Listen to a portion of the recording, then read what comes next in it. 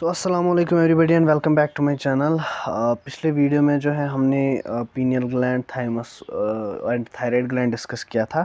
And now in this video will be dealing with the adrenal gland, ठीक है। And in coming 1 or 2 short videos this chapter will be over, और इसी के साथ हमारी human physiology ख़त्म, ठीक है। तो देखो, एड्रिनल ग्लैंड, जो एड्रिनल ग्लैंड है ये बहुत ही इंपॉर्टेंट ग्लैंड है एग्ज़ाम पॉइंट ऑफ व्यू से, और इसमें काफ़ी ज़्यादा क्वेश्चंस बनते हैं, और इसको मैंने जितना हो सकता है उतना प्रिसाइज बनाया है, सिस्टमेटिक बनाया है, ठीक है। Now in our body we have pair of adrenal glands. So हमारे पास कितने एड्रिनल ग्लैंड्स होते हैं? हमारे पास 2 एड्रिनल ग्लैंड्स होते हैं, और ईच एड्रिनल ग्लैंड जो है that is present at the anterior part of each kidney. देखो, हियर इज़ द डायग्राम। अगर आप मोर प्रिसाइज जाओ, जब आप आगे स्टडीज़ करोगे तो वहाँ पे आप क्या पढ़ोगे, that the adrenal gland is present at the upper pole of the kidney, upper pole, ठीक है। और ये अंडरस्टूड भी है, ये मतलब आपको समझ भी आता है कि हाँ अपर पोल पे है, लेकिन एनसीईआरटी में लिखा गया है anterior part of each kidney. तो अगर आपको अब ऑब्जेक्टिव आता है that the position of the adrenal gland with respect to kidney is a option anterior part of the kidney, B option on the top of a on the upper pole, C option on the lower pole, D part posterior. तो आपको anterior part देना है। Although आपको यही पता है और diagram से भी लगता है अपर पोल पे है, लेकिन एनसीईआरटी में लिखा गया है एंटीरियर पार्ट, तो एंटीरियर पार्ट ही लिखना है वहाँ पे, ठीक है। Now here is the adrenal gland, ठीक है। अगर हम इस एड्रिनल ग्लैंड को सेक्शन करें तो what we will see that this is divided into 2 zones. This adrenal gland is divided into 2 zones. So वो जोन्स कौन कौन सा है? पहला जोन ये अंदर वाला, देखो ये अंदर वाला जोन जो है this is called adrenal medulla. Here it is adrenal medulla.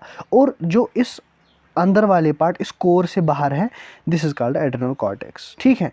यही मैंने यहाँ पे लिखा है that it is made up of 2 types of tissue, एक सेंट्रली लोकेटेड एड्रिनल मेडुला और एड्रिनल मेडुला के बाहर वाला पार्ट कॉल्ड एड्रिनल कॉर्टेक्स। तो आपको समझ आ गया adrenal gland is made up of adrenal cortex and adrenal medulla.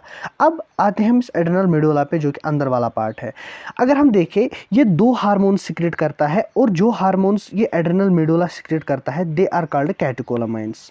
तो आपको पता है, देखो ग्लैंड है तो हार्मोन सिक्रेट करेगा। अब हमने एड्रिनल ग्लैंड पढ़ा, तो एड्रिनल ग्लैंड में हमने पढ़े 2 पार्ट्स, मेडुला एंड कॉर्टेक्स। अब मेडुला के हार्मोन्स को क्या बोलते हैं? कैटेकोलामाइन्स। और जो कॉर्टेक्स के हार्मोन्स हैं दे आर कॉल्ड कॉर्टिकॉइड्स, ठीक है। तो 2 टाइप के टिश्यू आपने पढ़े और 2 टाइप के हार्मोन्स, ठीक है। अब ये जो ये कैटेकोलामाइन्स होते हैं they secrete 2 types of catecholamines. कौन कौन सा? Adrenaline which is also called as epinephrine and nor adrenaline which is also called as nor epinephrine. So these are the 2 hormones secreted by the adrenal medulla and they are called catecholamines. अब हम पढ़ेंगे ये जो ये कैटेकोलामाइन्स हैं, ये जो adrenaline और नॉर एड्रेनलिन है, they are secreted in response to stress and emergency. So whenever we face any stress and any emergency situation, for example we see a snake abruptly, ठीक है, तो that is an emergency situation and we come under stress. तो इस situation में क्या होता है, there is release of these adrenaline and noradrenaline from adrenal medulla. That is why they are also called emergency hormones or hormones of fight and or flight. Now how do they respond to this stress and emergency? They cause increased alertness. So alertness करता है pupillary dilatation, piloerection मतलब raising of hairs and sweating. So these are the responses to the emergency and stress by these adrenaline and noradrenaline, these catecholamines, ठीक है। Moving further, अगर हम देखें ये जो बोथ एड्रेनलिन और नॉर एड्रेनलिन है, दैट इज एपिनेफ्रिन और नॉर एपिनेफ्रिन, इनका काम क्या होता है? They increase the heart rate, they increase the strength of contraction of the heart and they increase the rate of respiration. So whenever you are under stress, you face any emergency situation, for example आपने चीता देख लिया, तो आपकी heart rate बढ़ती है, जो heart का कंट्रैक्शन होता है वो ज़्यादा स्ट्रांग होता है, और आपकी रेस्पिरेशन रेट भी बढ़ जाती है। वो कैसे बढ़ती हैं? Because of the release of this catecholamines, because of the release of epinephrine and nor epinephrine, ठीक है। So this was about the adrenal medulla. Now coming on to the adrenal cortex, ये आपको पता है it is outside medulla, ये वाला part, ठीक है, ये वाला पार्ट। अब अगर आप देखो तो इससे पहले ही मैंने आपको बोला कि इसके हार्मोन्स को क्या बोलते हैं? The hormones of the adrenal cortex they are called corticoids. अब जब ये कॉर्टेक्स हैं, फॉर एग्जांपल इतनी थिकनेस है इसकी, this is further divided into 3 zones और 3 layers, first layer, second layer और थर्ड लेयर। अगर हम इन 3 लेयर्स को देखें, फॉर एग्जांपल ये एड्रेनल कॉर्टेक्स है, ठीक है। अब इस एड्रेनल कॉर्टेक्स के अंदर से 3 जोन्स हैं। For example this is outside, this is inside. ये पहला जोन, ये दूसरा जोन, ये तीसरा जोन, ठीक है। अब ये जो बाहर वाला जोन है, this is called zona glomerulosa. जो मिडल वाला है that is called zona fasciculata, and अंदर वाला that is called zona reticularis.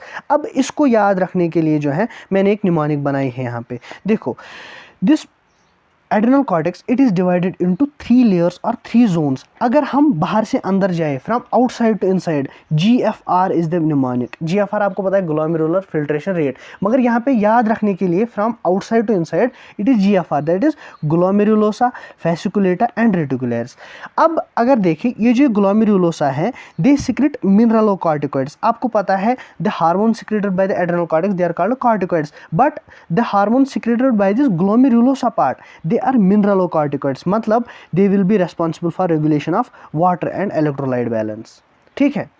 Now coming on to the fasciculata part, that is the middle part, they secrete corticoids, but which corticoids? Glucocorticoids। अगर gluco word है इसका मतलब क्या है? They are involved in carbohydrate metabolism, and likewise the reticularis, the inner part, they secrete corticoids also। लेकिन कौन से corticoids? Sex corticoids, and they are androgenic steroids, ठीक है।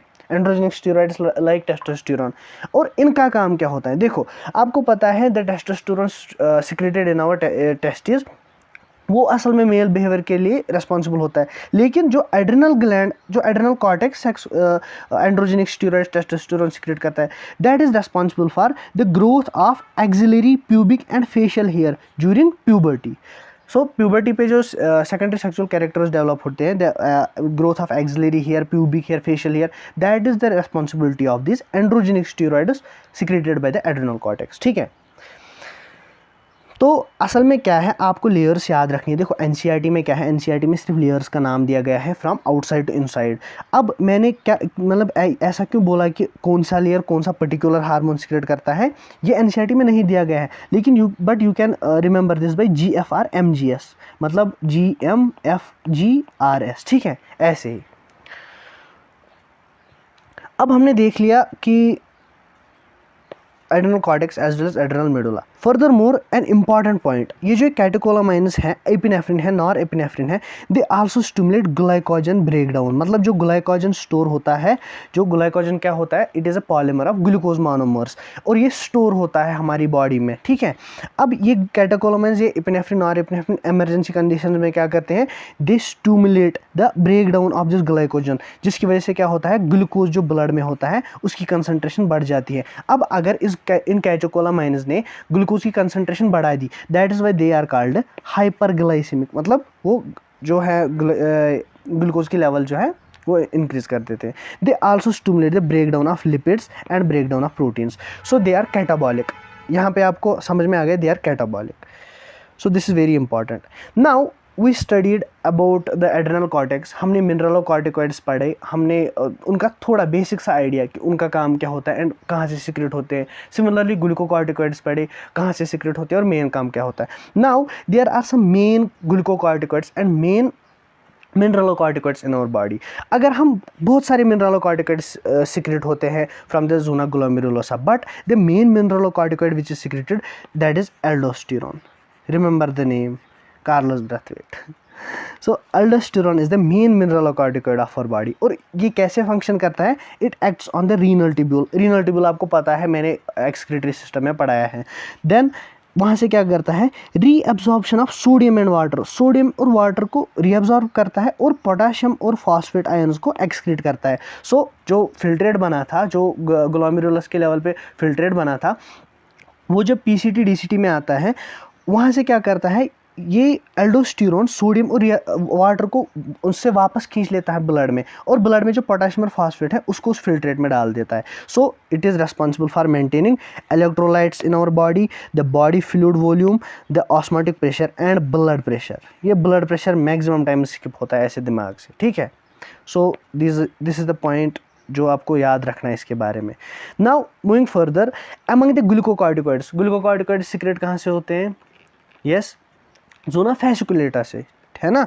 सो वो वहाँ भी ऑब्वियसली बहुत सारे ग्लूकोकॉर्टिकॉइड्स सिक्रेट होते हैं, लेकिन जो मेन ग्लूकोकॉर्टिकॉइड सिक्रेट होता है हमारी बॉडी में, दैट इज़ द कॉर्टिजोल। और इस कॉर्टिजोल के कौन कौन से इफेक्ट्स होते हैं? पहला, ये स्टिमुलेट करता है ग्लूकोनियोजेनेसिस। ग्लूकोनियोजेनेसिस क्या होता है? ग्लूकोनियोजेनेसिस हो गया कार्बोहाइड्रेट बनना from non carbohydrate moiety. For example, अगर हमने प्रोटीन, लिपिड इसको यूज़ किया for the formation of carbohydrate, this is called gluconeogenesis. So cortisol क्या करता है? ग्लूकोनियोजेनेसिस कराता है, lipolysis, break down of the lipids, break down of the proteins, and they also inhibit the cellular uptake and utilization of amino acids. So amino acids का metabolism जो है, their uptake and their utilization by the cells, it is inhibited by this cortisol. Also इस cortisol का function क्या है? It also maintains CVS and kidney functions and stimulates RBC production, that is erythropoiesis. ठीक है, ये वाला point जो है ये थोड़ा स्किप हो जाता है दिमाग से, दूसरा पॉइंट, क्योंकि हमने पहले ही बोला था ग्लूकोकॉर्टिकॉइड्स ग्लूकोज मेटाबॉलिज्म में जो है उसके लिए रिस्पॉन्सिबल होते हैं। तो पहला पॉइंट हमको याद रहता है, लेकिन ये CVS और किडनी फंक्शंस कभी ऐसा टेस्ट सीरीज में क्वेश्चन आ जाता था, मुझे स्किप हो जाता था कि कॉर्टिजोल का ये भी फंक्शन है, और एरिथ्रोपोइसिस स्टिमुलेट करना ये भी बहुत इंपॉर्टेंट है। Also they produce anti-inflammatory reactions and suppress the immune system. This is also one of the main functions of these glucocorticoids। ठीक है, आपने बहुत बार देखा होगा जब आपको एलर्जी होती है और आप डॉक्टर के पास जाते हैं तो आपको मोस्टली हाइड्रोकॉर्टिजोन इंजेक्शन देता है ना। So that hydrocortisone that is also a glucocorticoid. तो वहाँ से आप समझ सकते हो, याद रख सकते हो कि ये जो कॉर्टिसोल है, it has anti inflammatory effect and it suppresses the immune system. Now, one clinical point about this adrenal gland that is mentioned in the NCERT is that underproduction of the hormones of the adrenal cortex, cortex मतलब corticoids की underproduction, उसकी वजह से क्या होता है? Alteration of the carbohydrate metabolism। So carbohydrate metabolism के लिए कौन से? glucocorticoids, तो वो भी कम होंगे ना। So this alteration of the carbohydrate metabolism, it causes acute weakness and fatigue, and this condition is called Addison's disease। So Addison's disease कहाँ कैसे होती हैं? Decreased cortisols, कार्टिकॉइड्स। ठीक है, so this was all about this adrenal gland. I hope आपको समझ आ गया होगा एंड अच्छे से पढ़ रहे होंगे आप। एज़ यूजुअल इसका PDF जो है वो भी आपको डिस्क्रिप्शन में मिल जाएगा। So share this video with your friends and like and subscribe the channel. So keep studying, remember in prayers. अल्लाह हाफिज़।